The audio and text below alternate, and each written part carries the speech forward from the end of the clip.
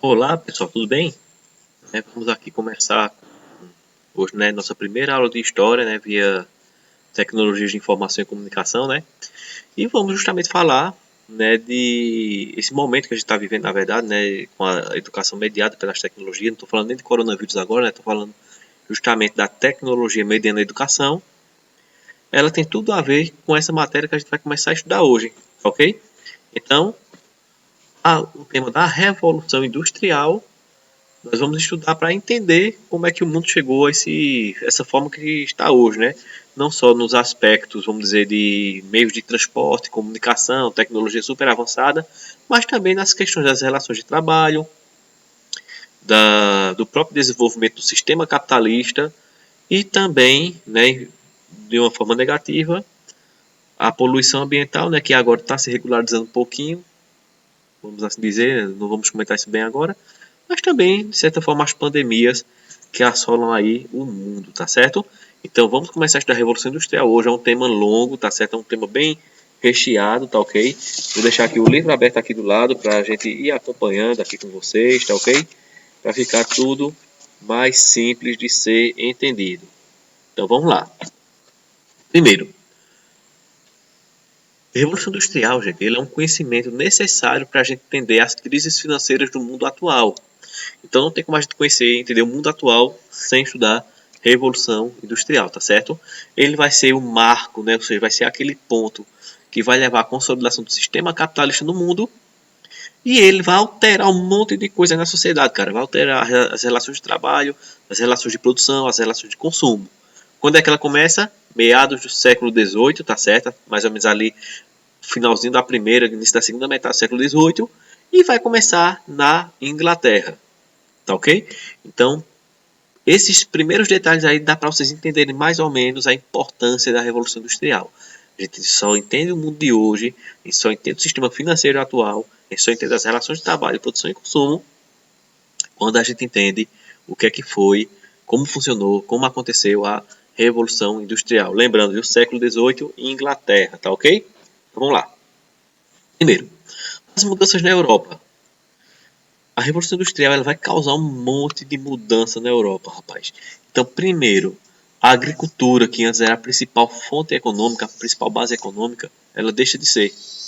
Agora, a principal base econômica vai ser a indústria. Antes, a Europa, de maneira geral, ela era agrária e passa a ser industrial.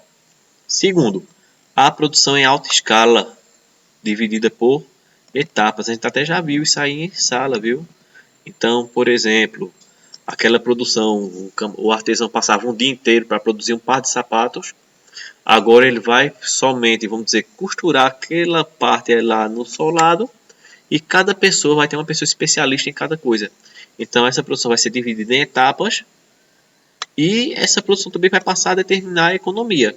A famosa lei de oferta e procura. Quanto mais demanda, aliás, quanto mais oferta tem de um produto, mais baixo é o preço. Quanto maior a procura, menor é o preço. A gente está passando por essa situação agora.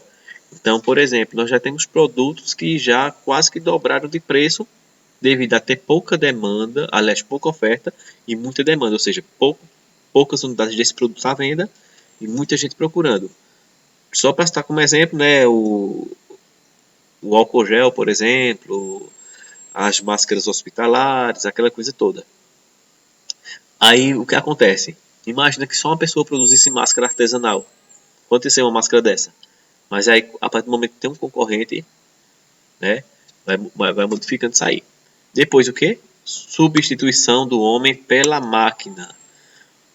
A substituição do homem pela máquina vai causar o que nós chamamos de desemprego estrutural. Ou seja, cada vez mais pessoas, cada vez menos pessoas trabalhando e cada vez mais as máquinas fazendo trabalho que deveriam ser das pessoas, tá bom? As nações, elas passam a modificar suas relações políticas e econômicas. Então, a forma como as nações se relacionavam antes da Revolução vai ser alterada, tá ok? E vão ser criadas regras para o escoamento da produção, ou seja, vão ser determinadas regras de como a produção vai sair de um país e vai chegar no outro e vice-versa, tá bom?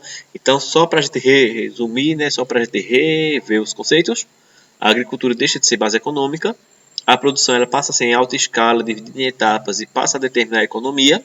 Então a economia que antes era agrícola agora vai passar a ser industrial. O homem, ele é substituído pela máquina, o que vai causar desemprego estrutural. Então tem sei lá, cara, uma oficina em que eu empregava 150 artesãos. Eu comprei uma máquina que só vai precisar de 2 pessoas trabalhando. Então são 148 desempregados, desemprego estrutural, tá bom? As nações passam a modificar suas relações políticas e econômicas e também vão ser criadas regras para o escoamento dessa produção, tá ok? Vamos seguindo? Vamos lá. Primeiro, o que foi que levou a Revolução Industrial a acontecer? Nós tivemos inicialmente, né, a gente pode citar como um dos fatores, a acumulação de capitais, tá certo? Então os países juntaram dinheiro ali, decorrente das grandes navegações. Ah, João Paulo, mas eu me lembro que grandes navegações, Portugal e Espanha. E você falou lá no começo que a Inglaterra que foi, né, uma das pioneiras na Revolução Industrial. Vamos lembrar que a Inglaterra ela praticava pirataria, então pegava muito ouro que não era dela. E sem contar que a Inglaterra sempre apoiou muito Portugal em troca de ouro. Lembra que o ouro deixava buraco no Brasil, igreja em Portugal e indústria na Inglaterra. Lembra disso? E também, gente, outra coisa que impulsionou a Revolução Industrial foi a invenção do motor a vapor. Né? Esse vapor, principalmente de carvão, está aqui uma ilustração daqueles trenzinhos que aí parece até coisa de desenho animado. Pronto, pois bem, ele vai contribuir para o avanço da industrialização. Tá ok? Vamos seguindo? Vamos lá? Fatores da Revolução Industrial. Fases, aliás, da Revolução Industrial. Certo? A Revolução Industrial, ela passou por 3 fases, na verdade. Vocês têm na página 70 do livro de vocês um quadrinho ilustrativo sobre isso aí. Mas aí vamos ilustrar aqui também, tá bom? Primeira fase da Revolução Industrial, de 1780 a 1830, vai ser quando vão surgir as primeiras máquinas, tá certo? Máquinas bastante rústicas, na verdade, mas que já faziam o trabalho de várias pessoas. Observar aqui nessa ilustração da fábrica, por exemplo, nós temos 1, 2, 3, 4, 5, 6. Estou vendo aqui 6 pessoas. Depois vocês observam se tem mais gente trabalhando, tá certo? E há 2 coisas que eu queria que vocês observassem aqui. Observe essa figura. E observa essa figura aqui. Não sei se vocês estão conseguindo perceber, mas na minha percepção, tratam-se de crianças. Nossa, João Paulo, mas criança trabalhando sim, gente. Quando a Revolução Industrial começa, a mão de obra infantil ela vai ser largamente empregada, tá certo? Então não existia conselho tutelar, não existiam leis de proteção à criança e ao adolescente nesse tempo. Então, alguns pais colocavam as crianças para trabalhar, para ajudar em casa. Era o jeito, era a vida. Era o sistema capitalista surgindo, né? E também trazendo aí uma série de problemas, tá ok? Seguindo aqui, gente, ó. Segunda fase, 1860, mais ou menos 1945, é a fase, vocês podem chamar esse período aqui por 2 nomes, tá certo? Então, vocês podem chamar de segunda fase da Revolução Industrial ou simplesmente de Revolução Tecnológica, tá certo?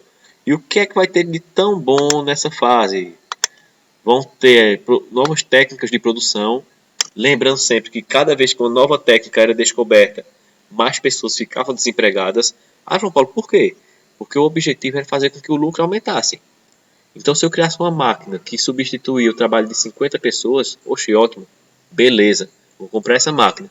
Amanhã era lançada uma máquina que substituía 100 pessoas, melhor ainda, já vou demitir mais gente, já vou ter um lucro bem maior. Então, assim, a ideia é que essas novas técnicas, né, essas novas técnicas de produção, aumentassem a produção e trouxessem um consequente lucro para o dono dos meios de produção, ou seja, para o dono da fábrica, tá certo? Vão surgir novas indústrias e vão se destacar a produção automobilística, ou seja, a produção de automóveis e a produção de armas. Vamos lembrar, viu, gente? Não é assunto de vocês do 8º, vai ser ano que vem, mas já para a gente se adiantar, nesse período aqui, mais precisamente de 1914 a 1945, vão acontecer a Primeira e a Segunda Guerra Mundial. Então os avanços da indústria dessa época são mais com objetivos bélicos, tanto é que a indústria de armas, né, quando eu falo bélico é produção de armas de guerra, vai se destacar nesse período. E até o automóvel, o avião e outras invenções desse período vão ser utilizados, infelizmente, para fins de guerra, tá ok? Tá aqui uma imagem do primeiro automóvel Ford T, tá certo? Produzido por Henry Ford nos Estados Unidos, tá certo? Clássico da época, tá bom?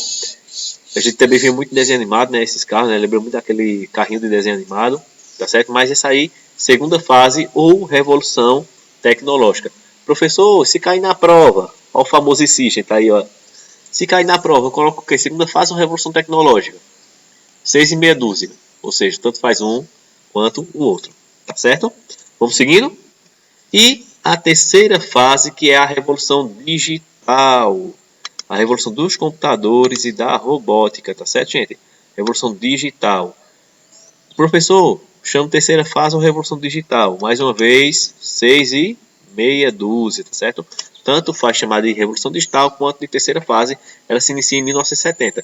Esse momento que nós estamos vivendo hoje é fruto da revolução digital. Então, imagina que se não tivesse acontecido essa terceira fase, como é que a gente está estudando agora? Por carta, provavelmente, né? Só que carta poderia ir com corona, não sei. Mas vamos lá. Então, assim, revolução digital, ou computadores, robótica, vai ser a atual fase, certo? A terceira fase da revolução industrial. Vai ser aquela fase em que nós vamos ter os meios de comunicação tendo um avanço muito rápido. Então, há 20 anos tu telefonava para alguém, há 10 anos tu mandava uma mensagem. Hoje, você faz uma videochamada. Hoje nós fazemos uma conferência a partir do aplicativo Zoom, que vocês têm que ter instalado no computador ou no celular de vocês, para que a gente possa... A gente tem uma videoconferência, a gente fala simultaneamente com a classe toda ao mesmo tempo. Ou até, se eu quiser, eu posso dar uma aula, um aulão para minhas 4 turmas. Então, assim, a revolução tecnológica, a revolução digital, a terceira fase da revolução industrial, de maneira geral, ela vai trazer um monte de benefícios, tá certo? Mas também, diga-se de passagem, vai ser utilizado para fins militares, para fins de guerra também, tá certo? Então, sempre vamos observar isso. Ô professor, e o desemprego estrutural nessa época? Muito mais notável ainda, tá certo, gente? Então, os robôs aí substituindo mais uma vez o ser humano, tá certo? Então, muitas coisas aí que a gente precisava de pessoas para fazer, as máquinas hoje estão fazendo, tá ok? E por que a industrialização começa na Inglaterra? Primeiro, vamos sempre lembrar que o artesanato ele antecede a industrialização. Já falei muito isso para vocês. É aquele cara que produzia sapato sozinho e agora ele vai somente produzir uma parte, né? Antes ele sabia comprar o material, cortar, colar, costurar, colocar na caixinha, levar para vender, era dono do lucro. Agora basta que ele saiba somente cortar, mas que ele corte muito o dia todo, faça vários cortes, corte bastante sola de sapato, no outro camarada que saiba costurar, então ele costure bastante sola, outro que saiba fazer colagem, assim por diante. Então, com o surgimento da industrialização, os artesãos perdem espaço, por quê? Porque, cara, meu tio que era artesão fazia sapatos, ele fazia um sapato por dia, vendia a 50x. A fábrica que o tio da minha esposa abriu, ele fabrica 200 pares de sapato por dia e vende a 20x. Então, coitado do meu tio, ficou chupando o dedo ou então foi-se embora trabalhar na fábrica do tio da minha esposa. Tá certo? Então, basicamente isso. Com o surgimento da industrialização, os artesãos eles vão perder espaço e o lucro, que antes era do artesão, ele passa para as mãos da burguesia. E o artesão vai ganhar o quê? O artesão ele pode trabalhar para o burguês, para o dono da fábrica, e receber um salário. Então, mas ele tem muito mais chance de ganhar dinheiro se ele continuasse como artesão. Sim, se ele tivesse clientes. O camarada não vai deixar de comprar um sapato, produzindo em larga escala a 20 para comprar o artesão por 100. Então, basicamente isso. O mercado capitalista que funciona dessa forma, gente. Então, certo? Funciona assim, tá bom? Então, o lucro ele passa para a mão da burguesia, o artesão ele perde espaço, ou então ele vai trabalhar para o dono da fábrica, tá certo? Ele vai vender a sua força de trabalho, na verdade. Quais são os motivos para o pioneirismo inglês? Ou seja, por que começou na Inglaterra e não começou em nenhum outro país? Vamos lá. Primeiro, começou na Inglaterra porque o parlamento inglês criou leis para incentivar a produção e incentivar o lucro, tá certo? Então, os políticos ingleses vão fazer isso. Depois, o liberalismo econômico, ou seja, o Estado ele não interferia na economia da Inglaterra, tinha essa vantagem. A Inglaterra também possuía grandes reservas de ferro e de carvão. Lembrando que o ferro e o carvão eles vão ser necessários para a criação das primeiras máquinas, criação dos trens, trilhos. O carvão vai servir de combustível para esses primeiros trens, tá certo? Vai servir também de combustível para essas primeiras máquinas. Existe uma burguesia que financiou a revolução, tá certo? Então, os burgueses queriam cada vez mais lucro. Lembra que esses burgueses é uma classe que vai surgir lá no final do feudalismo. Né? São pessoas que vão sair de dentro dos feudos e vão passar a morar nos burgos e vão começar a ter lucros. Essa galera com esse lucro vai querer ter mais lucro ainda, né? Uma lógica do capitalismo. E aí vão incentivar que as indústrias, né? Que as fábricas surjam para trazer cada vez mais lucros para eles. E também as leis de cercamentos. O que era a lei de cercamento? As terras comunais, as terras que eram de uso comum, vão passar a pertencer a grupos privados. Essas terras que só serviam para caça, para extrativismo vegetal, para essa coisa toda, para o camarada ir lá, pegar uma manga, pegar uma fruta, uma coisa ou outra, agora vai servir para a produção de lã. Lembrando que a primeira grande indústria, pessoal, da Revolução Industrial vai ser a indústria de tecidos. Então a lã era matéria-prima nesse período aí, tá certo? Inicialmente essa produção vai ser para atender apenas o mercado interno, então o que a Inglaterra vai produzir é somente para a própria Inglaterra, tá ok? A manufatura têxtil, a partir do uso da lã, levará a produção inglesa ao mercado externo. Então, aquela produção que antes era apenas para a Inglaterra, vai passar também para outros países da Europa, através da produção têxtil do uso da lã. Essa lã que vai ser produzida depois da lei de cercamentos, que eu já falei para vocês, tá certo? E vai fazer com que a Inglaterra seja uma das maiores produtoras de tecido do mundo. Tanto é que até hoje os tecidos ingleses, eles são muito valorizados, tá certo? A partir do século XIX, a Inglaterra moderniza essa indústria e passa a controlar a metalurgia e a siderurgia, ou seja, as indústrias de metal. Anos mais tarde, esse conhecimento vai contribuir para a produção de armas e de estradas de ferro. As armas serão usadas em guerra, serão usadas para tomar territórios, para conquistar novos territórios, e as estradas de ferro vão servir para escoar essa produção. Então, linhas de trem imensas que vão levar a produção da Inglaterra para outros países da Europa. E por último, né, ponto muito importante aqui, dentro de todo esse cenário, o capitalismo ele se consolida, né? O capitalismo ele passa a ser a grande ter um grande destaque financeiro, vamos assim dizer, né? Passa a ter grande importância. E agora, o que a gente vai fazer, pessoal? Primeiro, né? Fazer a leitura do capítulo 3, né, do livro de História, páginas 66 a 70. Né? Façam essa primeira leitura, tá ok? Assistam ao material complementar, o link vai estar disponível no Classroom.